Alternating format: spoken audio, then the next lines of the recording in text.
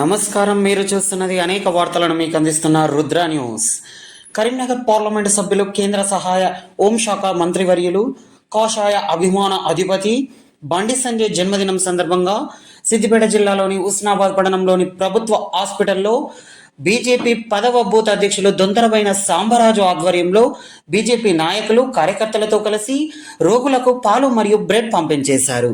ఈ సందర్భంగా కేంద్ర సహాయ మంత్రి బండి సంజయ్కి జన్మదిన శుభాకాంక్షలు తెలియజేసి వారు ఆయురారోగ్యాలతో నిత్యం ప్రజల మధ్యనే ప్రజామనిషిగా ఉండాలని కోరుకుంటున్నట్లు తెలిపారు.